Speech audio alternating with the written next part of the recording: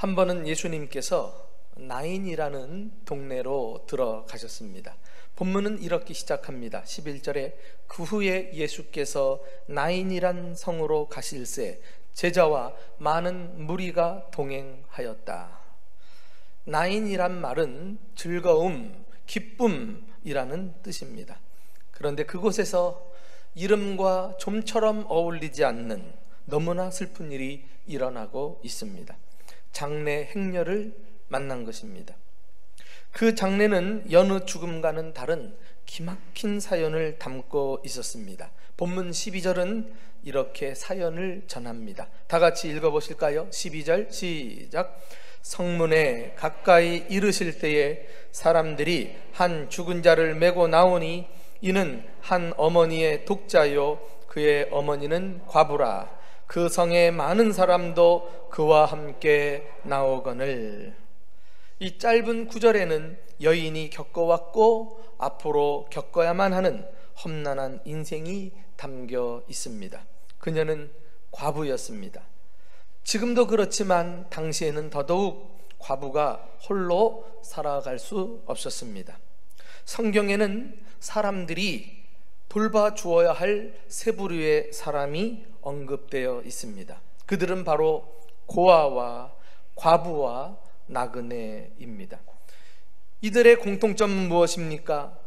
돌보지 않으면 굶어 죽을 수밖에 없는 형편에 놓인 사람들입니다. 그래서 하나님은 친히 이들의 보호자가 되시고 우리들에게 이들을 잘 보살피라고 말씀해 주셨습니다. 이 과부에게 유일한 희망은 바로 외아들이었습니다. 그러나 그 아들마저 지금 죽은 것입니다. 생계도 생계지만 마지막 위안도 사라져 버린 것입니다. 그 과부에게 남은 것은 슬픔과 절망 외에 아무것도 없었습니다. 말 그대로 하늘이 와르르 하고 무너져 내린 것이죠. 그런데 오늘 본문은 놀라운 예수님의 기적을 소개합니다. 예수님께서 그 과부의 죽은 아들을 살려내신 것입니다. 우리 한번 14절 하반절부터 읽어보실까요? 시작. 예수께서 이르시되 청년아 내가 내게 말하노니 일어나라 하시매 죽었던 자가 일어나 앉고 말도 하거늘. 지금 예수님은 병든 자를 고치신 것이 아닙니다. 장애인을 온전케 하신 것도 아닙니다. 오랫동안 병석에 누워 앓고 있는 사람을 향해 일어나라 말씀하신 것도 아닙니다. 죽은 사람을 마치 병자를 고치시듯 쉽게 살리시는 것을 볼 수 있습니다. 부활, 바로 이것이 오늘 말씀의 주제입니다. 예수님은 당신 자신이 죽은 지 3일 만에 부활하실 것입니다. 또한 예수님은 마지막 날에 우리를 다시 살려내실 것입니다. 과부의 죽은 아들을 살리신 기적은 예수님의 부활을 상징하는 사건이요 장차 우리의 부활을 예표하는 사건인 것입니다. 복음서에는 예수님께서 3명의 죽은 자를 살리신 기적을 소개하고 있습니다. 첫째는 회당장 야이로의 딸이 죽자마자 예수님은 그 집에 가셔서 바로 일으키신 사건입니다. 다음으로 오늘 본문에 나오는 나인성 과부의 아들, 장례식 도중에 관 속에서 일어나게 되지요. 그리고 마지막으로는 죽어서 장사된 지 나흘이나 지난 그 유명한 나사로를 무덤에서 일으켜 세우신 것입니다. 이 3가지 경우를 비교하면 아주 재미있는 점을 찾아볼 수가 있는데, 한 사람은 병상에서, 또 한 사람은 관 속에서, 한 사람은 무덤에서 각각 살려내십니다. 시간의 흐름을 따라서 이렇게 다양하게 죽어 있는 현장 속에 주님은 찾아가셔서 그들을 일으켜 세우신 것인데, 이것을 보면 예수님은 생명의 주로서 어떤 경우에 죽은 자라도 능히 살려내심을 우리에게 보여주고 있습니다. 그런데요, 이 3가지 기적 사건 중에서 오늘 본문의 기적은 다른 2가지와 또 다른 차이점이 있어요.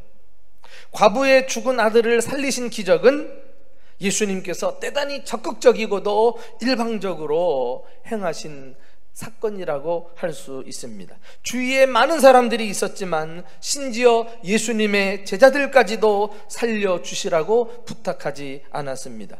죽은 아들의 어머니도 예수님께 나와서 아들을 살려달라고 간청하지 않았습니다. 왜 그랬을까요? 이미 죽었기 때문이에요. 모두 죽음 앞에서는 어찌할 수 없는 인간의 한계와 무능함을 보게 됩니다. 바로 이때 누구도 예상할 수 없었던, 누구도 요청한 바도 없고 구한 바도 없는데 예수님께서 먼저 죽은 자를 살려내신 것입니다. 이렇게 예수님은 적극적으로 살리시는 사건을 통해서 당신이 생명의 구주이심을 알리기를 원하셨습니다.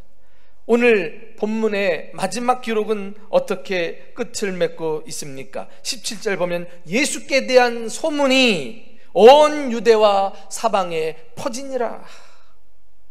한마디로 이 사건이야말로 예수님의 생명의 주로서의 모습을 만천하에 알리는 계시적인 성격을 띠고 일어난 사건이라는 것입니다. 그렇습니다. 예수님의 삶은 온통 살리는 일, 소위 생명사역에 집중되어 있습니다. 예수님을 만나면 누구든지 살아나는 생명의 역사가 일어난 것입니다. 죄인이 구원받고 새 생명을 얻었으며 병든 자가 고침받고 회복되었고 귀신 들린 자가 귀신이 쫓겨나가면서 온전케 되었습니다. 그리고 죽은 자가 다시 일어난 것입니다. 저는 이렇게 생각을 해봐요. 이 나인성, 즐거움이라는 이름이 붙여진 이 나인이란 도시야말로 세상을 잘 보여주는 그림이 아닐까요? 우리는 이 세상에서 기쁨, 즐거움, 이름을 붙여놓고 행복을 추구하며 살지만 실상은 결코 행복하지 않고 슬픔의 연속일 수밖에 없다는 사실을 깨닫게 됩니다. 그 길게 늘어선 장래 행렬이야말로 우리 인생이 결코 피해갈 수 없는 현실이 아닐까요? 그런데 이 나인성에도 참된 대안과 희망이 있다면 그 맞은편에서 오시는 또 다른 행렬, 예수님의 행렬, 바로 생명의 행렬이 있다는 것입니다. 그리고 이 장래 행렬, 죽음의 행렬과 생명의 행렬의 마주침이 결코 우연일까요? 예수님은 죽은 아들을 살려낸 사건을 통해서 우리가 이 땅에 살면서 진정 무엇이 우리의 희망인가? 생명의 구주 되시는 예수님이 우리 삶의 참된 희망이요 해답임을 우리는 깨닫게 됩니다. 사랑하는 교우 여러분, 우리는 예수님처럼 죽은 자를 살릴 수는 없지만 생명사역에 힘써야 합니다. 우리도 영적으로 죽은 자를 살려내고 병든 영혼을 고치고 절망 가운데 쓰러진 자를 일으켜 세워야 합니다. 살리는 일, 이것이 바로 먼저 구원받은 자들의 공동체인 교회의 사명이 아닐까요? 마침 오늘이 스승의 주일입니다. 목자의 사명도 그리고 주일학교 교사들의 사명도 생명을 살리는 것이어야 합니다. 우리는 예수님의 행동을 예의주시하면서 본문 가운데 나타난 세 가지 행동을 주목해보고 생명 사역의 방법을 함께 배워보고 싶습니다. 그것은 세 가지 단어인데 saw, 보았다, touched, 만졌다, gave, 주었다 라는 동사입니다. 첫 번째, 긍휼의 눈으로 바라보시는 예수님이 나타납니다. 우리 한번 13절 말씀을 함께 읽어보실까요? 자, 시작. 주께서 과부를 보시고 불쌍히 여기사 울지 말라 하시고. 많은 사람들 가운데서 예수님의 눈길은 호기심을 가지고 긴 장례 행렬을 들여다본 것이 아니라 그 가운데서도 과부에게로 향해 있었습니다. 긍휼의 눈으로 그녀를 바라보신 것입니다.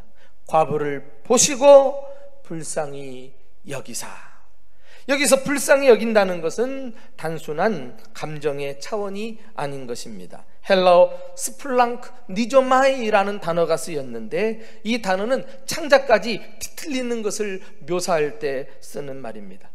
한마디로 과부의 슬픔을 목격하신 예수님은 속내장까지 뒤틀리는 듯한 비통함과 연민을 느끼시면서 그녀를 바라본 것입니다.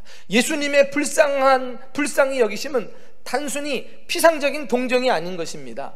당신의 진정성을 담아 그 여인이 느끼는 똑같은 슬픔과 아픔을 겪으시면서 반응하신 것입니다. 바로 이것이 사람을 살리는 예수님의 시선이었던 것입니다. 예수님께서 우리를 긍휼의 눈으로 바라보셨기 때문에 목자 없이 방황하는 양처럼 불쌍히 여기사 우리에게 구원을 주시려고 하늘 보좌를 버리시고 이 땅에 가장 낮은 자리로 찾아오신 것이 아닐까요? 구원이 무엇입니까? 인생의 참된 목자를 만나 안전과 자유와 그리고 영원한 생명을 얻게 된 것이 아닙니까? 만일 예수님께서 우리를 정죄의 눈, 심판의 눈으로 바라보셨다면 그 앞에서 살아날 자가 누가 있겠는가요? 죄로 인해 모두 멸망당하지 않을까요? 심지어 현장에서 간음하다가 군중들에게 붙잡혀 끌려 나온 여인을 향해서도 예수님은 말씀하셨습니다. 내가 너를 정죄하지 아니하노라. 모두들 정죄의 눈으로 그녀를 바라보면서 돌로 쳐 죽일 기회를 찾고 있던 그 상황에서 예수님은 긍휼의 눈으로 그녀를 바라보시고 불쌍히 여기사 다시 살아날 수 있는 기회를 주신 것입니다. 나는 이 예수님의 태도야말로 오늘날 우리 교회들이 이 세상 가운데서 실천해야 될 모습이 아닌가 생각합니다. 모두들 헐뜯고 비난하고 깎아내리고 모함하고 정죄하는 이 분위기 속에 교회만큼은, 구원받은 그리스도인만큼은 어떤 죄인이라도 따뜻한 사랑의 눈으로 온화한 심정을 가지고 그를 동정하고 내 창자가 뒤틀리듯 불쌍히 여기는 마음으로 바라보아 줄 때 거기서 생명의 역사가 일어나는 것입니다. 교회는 어떤 곳입니까? 긍휼의 눈으로 서로를 바라보면서 불쌍히 여기는 곳이에요. 사람 하나 세워놓고 비난하고 정죄하고 내 기준을 가지고 내 판단을 가지고 함부로 이야기한다면 누가 살아날 수 있습니까? 모두 죽습니다. 그렇게 비난하는 사람들까지도 결국은 자신이 비난의 대상이 될 때가 올 것입니다. 왜요? 워낙 분위기를 험악하게 만들어버리니까 모두 비난하면서 사는 형국에 누군들 그 자리를 피해갈 수 있어요? 그것은 교회가 아닌 것입니다. 교회는 세상 단체와 다른 것, 교회 안에 몸을 담으면 누구든지 살려낼 수 있도록 그윽한 사랑의 눈으로 따뜻하게 바라봐 주어야 할 것입니다. 그래야 살아납니다.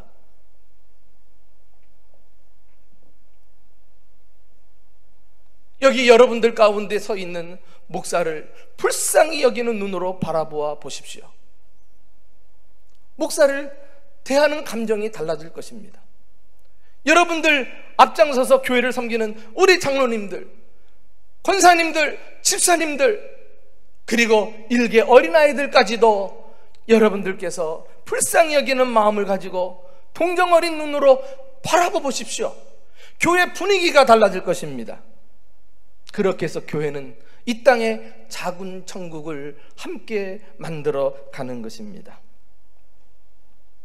오늘이 마침 스승의 날인데 선생님들에게 무엇보다도 먼저 필요한 것은 예수님의 눈이요, 예수님의 마음이 아닐까요? 국률의 눈, 사랑의 마음으로 학생들을 바라보십시오. 그러면 여러분들을 통해서 생명의 역사가 교육 현장에서 일어나게 될 것입니다.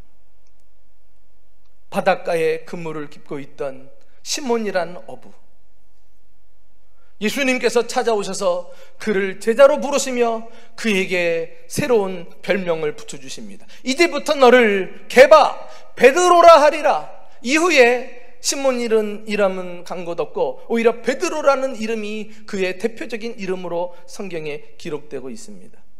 시몬은 우리가 아는 대로 변화무쌍하고 혈기왕성하고 감정의 기복이 심한 그런 불완전한 인간이었습니다. 그런 결점 많은 사람을 보고도 예수님은 베드로, 반석이라는 뜻의 이름을 붙여주시고 그를 기대하면서 함께 동역했을 때 나중에 그야말로 초대교회 초석을 넣는 위대한 주님의 사람으로 성장한 줄 믿으시기 바랍니다. 사람은 내가 바라보는 만큼 성장해요. 우리 교회를 향한 기대감만큼 우리 교회가 성장합니다. 그러므로 예수님이 당시 그 불쌍한 가부를 동정어린 눈으로 바라보셨던 것처럼 하나님이 우리의 시선을 바꾸사 우리가 이 땅에 살면서 서로를 사랑의 마음과 동정어린 시선을 가지고 살도록 해주시기를 예수님의 이름으로 축원합니다.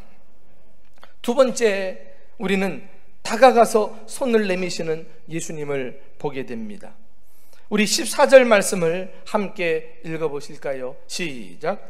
가까이 가서 그 관에 손을 대시니 맨 자들이 서는지라. 예수님은 과부를 불쌍한 눈으로 바라보시고 끝나신 것이 아니었습니다. 장례식 행렬에 가까이 다가가십니다. 친히 행동으로 사랑을 보여주셨습니다. 이렇게 가까이 다가가는 것, 이것이 예수님의 삶의 방식이었습니다.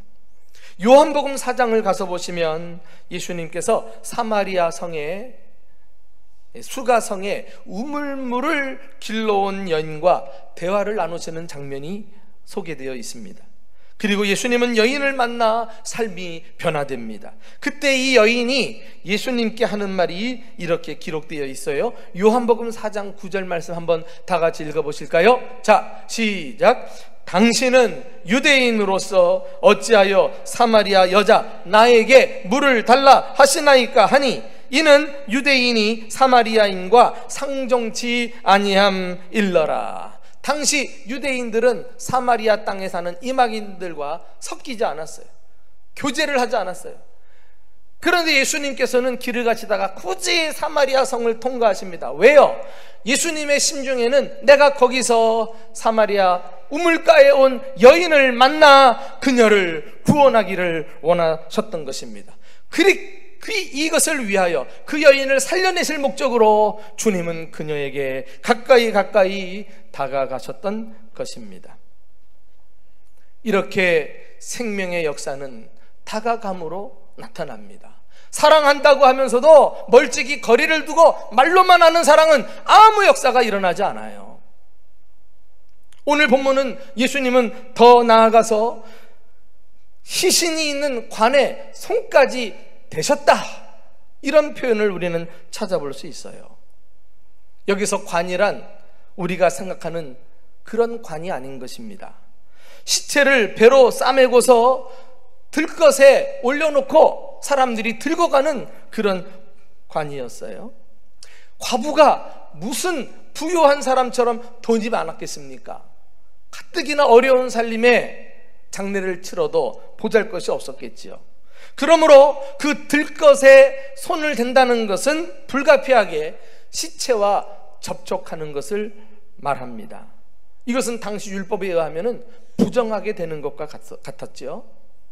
그러나 예수님은 사람을 살리는 일을 위해서라면 자신이 더럽혀지는 것조차 개의치 아니하고 주변 사람들의 시선도 의식하지 않고 다가가서 손을 대 주셨던 것입니다.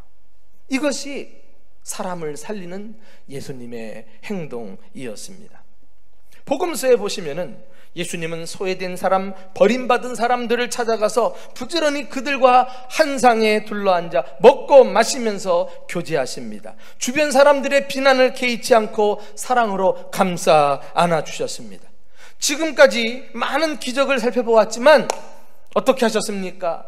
예수님은 문둥병자에게 손을 대시며 고쳐주셨어요.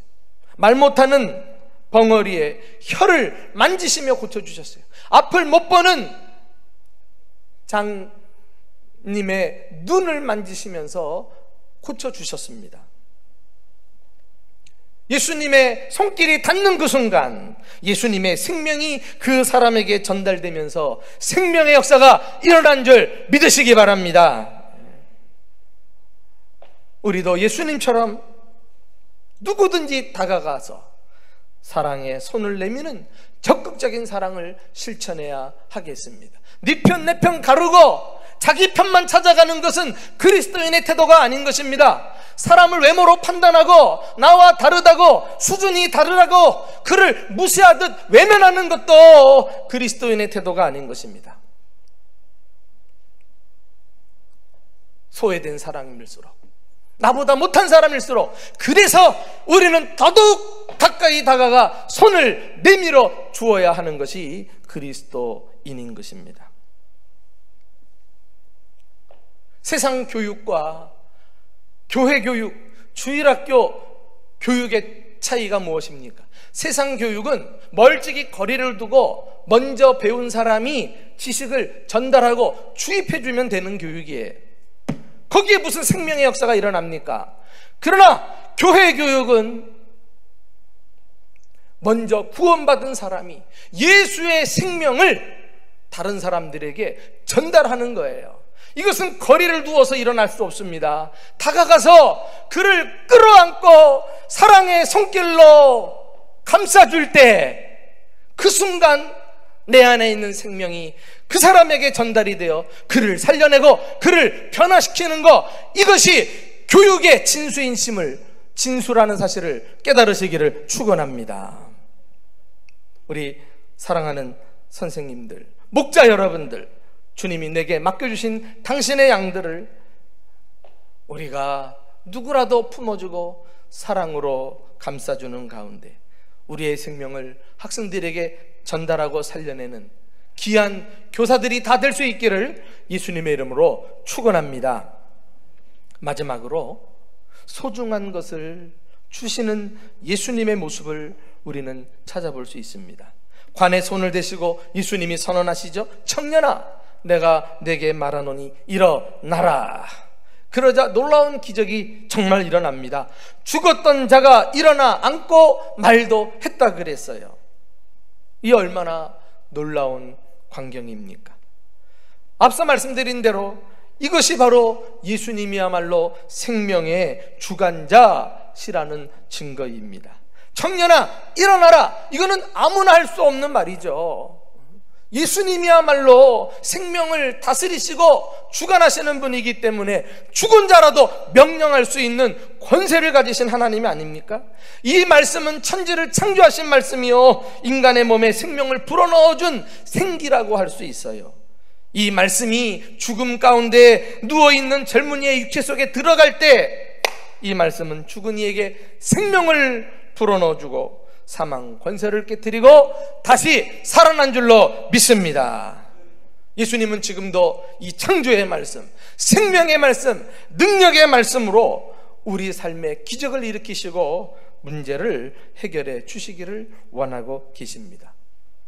주의 말씀을 간절히 사모하면서 그 능력을 경험하는 모든 성도들이 될 수 있기를 예수님의 이름으로 축복합니다. 오늘 본문의 교훈은 여기서 끝나지 않아요. 예수님은 살아난 아들을 다시 그의 어머니에게로 돌려보내 주셨다는 것입니다. 우리 15절 말씀 함께 읽어볼까요? 다 같이 시작. 죽었던 자가 일어나 앉고 말도 하거늘 예수께서 그를 어머니에게 주시니 gave, 주셨다. 예수님은 우리를 불쌍히 여기시고 가까이 다가오사 손을 내미실 뿐만 아니라 우리가 가장 원하는 좋은 것을 주시는 분이십니다. 우리는 예수님을 가져가시는 분으로 오해할 때가 참 많아요. 구원해 주신 것 고맙긴 한데 왜 때로 물질을 가져가시기도 하고 내 소중한 시간을 빼앗아 가기도 하고 세상의 재미도 다 가져가 버리시고 심지어 어떨 때는 내 목숨까지도 요구하시는 이런 분으로 우리가 오해할 때가 참 많아요. 그래서 예수 믿고 주님을 위해서 화끈하게 내 몸을 던져 헌신하는 것을 주저합니다. 망설입니다. 야, 예수 믿다가 내가 손해보면 어떠나. 항상 그 차원에 우리가 머물러 있는 경우가 많아요. 그건 주님을 대단히 오해하는 것입니다. 마치 달란트 비유 중에 마지막 한 달란트 비유, 한 달란트 받은 종이 그 달란트를 활용할 생각을 안 하고 땅에 묻어두잖아요. 그리고 내 주인은 마음이 완악한 사람이라, 굳은 사람이라 자기 주인에 대해서 오해를 해요. 그래서 주는 것 없이 빼앗기만 하는 인색한 사람이라고 말이죠. 그래서 자기 달란트를 써먹지도 않고 묻어뒀다가 다시 주인에게 와서 그대로 돌려주었을 때 칭찬받을 줄 알았더니 주인이 그냥 여지없이 책망하지 않습니까? 우리가 이런 식으로 신앙생활하는 사람 많아요. 그것은 내 삶의 주인이신 예수님에 대한 철저한 오해 때문에 그렇습니다. 주님은 주시는 분이세요. 우리에게 요구하시는 것보다 주시는 것이 훨씬 많습니다. 요구하실 때도 그 말씀에 순종하면 주님이 예비해 놓으신 축복을 우리는 경험할 수 있는 일들이 많아요. 우리를 너무나 사랑하기 때문에 하나님은 자신의 외아들 예수까지 우리를 위해서 내어주지 않았습니까? 예수님 자신은 우리를 너무나 사랑하기 때문에 십자가상에서 당신의 생명까지 기꺼이 내어주신 분이십니다. 이렇게 생명까지 주신 분이 무엇인들 우리를 위해서 안 주시겠어요? 자, 우리 한번 로마서 8장 32절 말씀을 함께 읽어보겠습니다. 시작. 자기 아들을 아끼지 아니하시고 우리 모든 사람을 위하여 내주시니가 어찌 그 아들과 함께 모든 것을 우리에게 주시지 아니하겠느냐. 할렐루야. 답답하고 힘들고 어찌 방법이 없어서 죽을 것 같은 그런 상황에 봉착했을 때 이 말씀을 크게 한번 선포해 보세요. 살아납니다. 이 말씀이 창조의 능력, 생명의 능력이 되셔서 우리 삶을 변화시킬 뿐만 아니라 주님이 약속하신 대로 우리에게 응답하시는 역사가 일어나요. 예수님은 우리의 필요를 너무나 잘 아십니다. 우리에게 가장 필요한 것이 무엇인지 또 무엇이 있어야 하는지 누구보다도 아시고 공급하시는 분이셔요. 가나 혼인집 신랑 신부에게는 가장 좋은 포도주를 내어 주셨습니다. 사마리아 여인에게는 영생의 물을 주어 다시 목마르지 않게 해 주셨습니다. 마르다와 마리아 자매에게는 오라버니 나사로를 살려서 돌려 주셨어요. 그리고 외아들을 잃은 과부에게 아들을 살려서 그녀에게 주셨습니다. 죽은 청년을 살리신 예수님은 나를 따르라 다른 제자들에게 말씀하셨던 것처럼 평생 주님을 위해 헌신하라고 명령하실 수 있는 분이세요. 그러나 예수님은 자신의 필요보다도 과부의 필요를 더 잘 아셨습니다. 그래서 청년을 과부에게 내어주사 자기 어머니를 돌보도록 하신 것입니다. 죽은 아들을 다시 돌려받게 된 이 불쌍한 과부가 얼마나 위로를 받았을까요? 아마 그녀가 받은 위로는 그동안 고통받은 시간을 충분히 보상하고도 남지 않았을까요? 알고 보니 예수님은 죽은 청년뿐만 아니라 절망에 빠진 과부까지 살려내신 것입니다. 사랑하는 성도 여러분, 예수님은 지금도 우리를 긍휼의 눈으로 바라보는 분이십니다. 가까이 다가와 상처난 마음을 어루만져 주시는 분이십니다. 우리의 필요를 아시고 가장 좋은 것을 주시는 분이십니다. 오늘 이 말씀을 통해 앞으로 우리 남은 삶을 이러한 예수님을 만나고 살아나는 기적을 체험하는 저와 여러분 될 수 있기를 예수님의 이름으로 축원합니다. 동시에 우리 교회도 그리고 우리 교사들도 생명사역에 동참해서 자자손손 우리를 통해서 많은 생명들이 살아나는 일에 쓰임받을 수 있기를 예수님의 이름으로 축원합니다.